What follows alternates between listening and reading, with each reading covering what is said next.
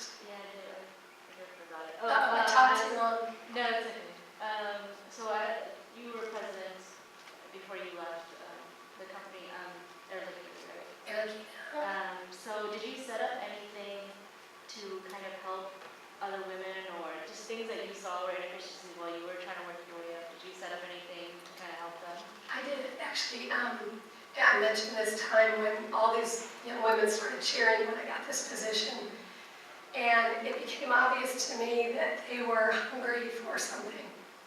So I started something I called Air Liquide Women in Operations Network. And there were a lot of women that were by themselves out in the plants that didn't have any of the women around. And so what we started doing on a quarterly basis was having a phone call. We'd have an agenda, and the agenda was always based on what the business was doing. So let's say targets had just come out. We'd have a discussion about how targets were set and what different people in different parts of the country used to determine how much was a stretch goal and how much was unreasonable. And we'd have 2 or 3 other topics on there. Sometimes we'd have topics that were very focused on women issues, if you will, but not every meeting. And after about maybe a year, maybe a year and a half, it became obvious, and I could tell people by their voices by then, people were talking to each other outside of the phone calls. So they had created their own network of like-minded individuals. You know, if you're an engineer at this plant, you're probably doing about the same job as the engineer at this plant.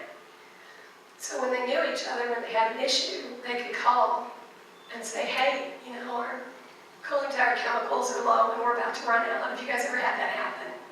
No, but I think Bob over here has. So let me call Bob, right? So they had created their own support system. And the guys had that too.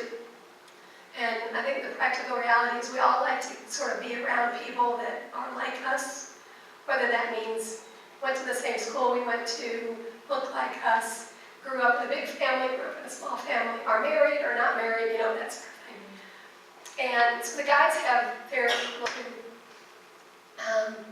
but it became obvious that this was working. So eventually, I got some of the middle-level managers to start running the discussion. And I discovered, I would still listen in as the sponsor. And every once in a while, I'd get a question.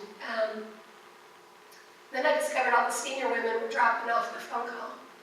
So I had to intervene and say, you guys need to be there because you're the voice of experience. You have the anecdotal stories that make these young women feel like they're not alone, and that other people have lived through whatever horror has just occurred, right? So we got the senior women sort of participating again. And when I left Air Liquide, you know, it was kind of running on its own, and had served, I think, a very vital function in making these young, many of them were relatively young engineers. So we bring them into the company and then we rotate them every 4 months to a new location.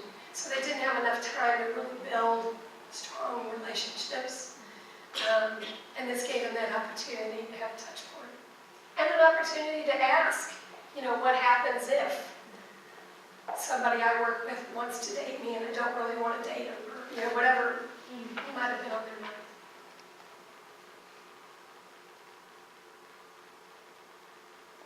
Yes, you mentioned there weren't a woman in the position higher than you that you could look up to during your career.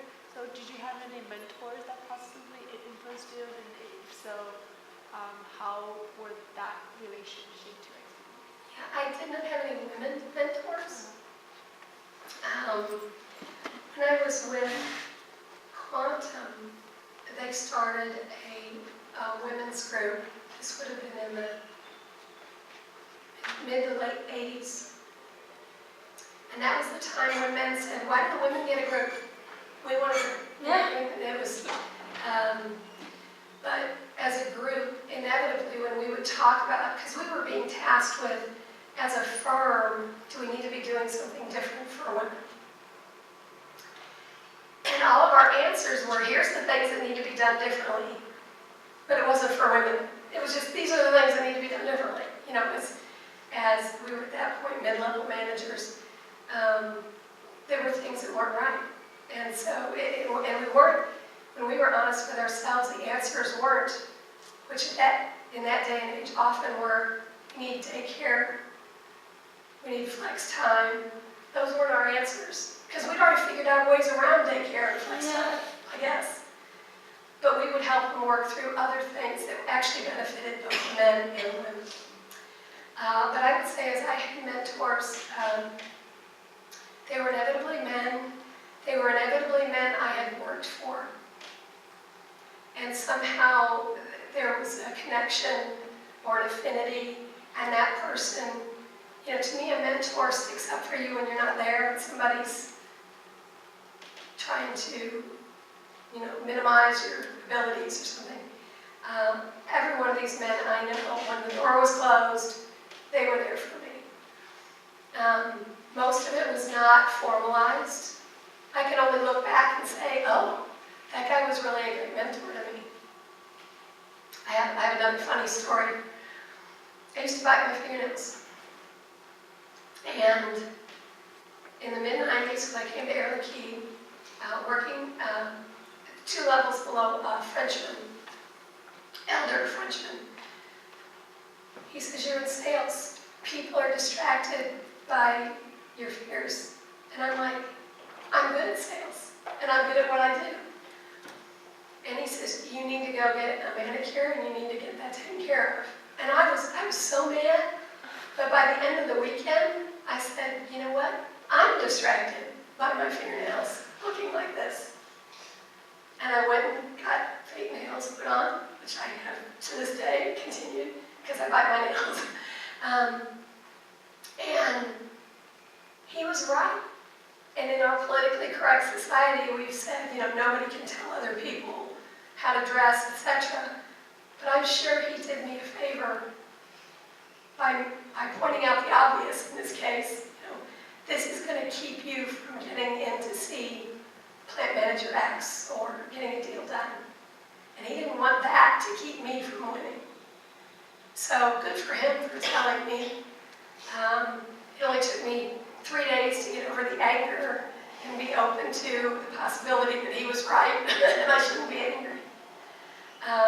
But again, in each case, my mentors were the guys willing to tell me the things I needed to hear and the guys that I knew had my back.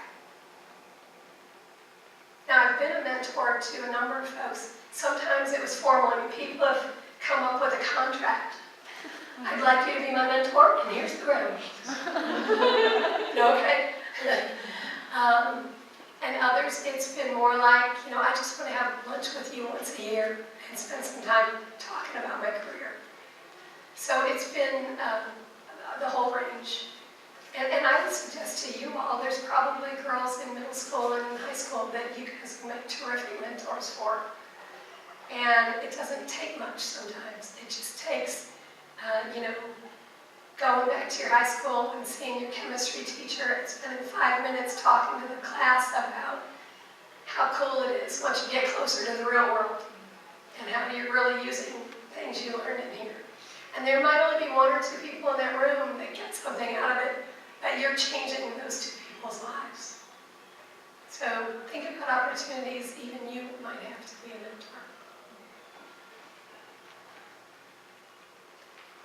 Any other questions? Are we like running late? Yes, she said. No, I think a lot of people have but if there's no more other questions, we would like just to And I'll hang around for a while if people would like to talk. Because I have a cupcake to eat. This will be the end of our formal event, but you're all free to stay and socialize, talk to each other, make your network. Thank you all for coming again.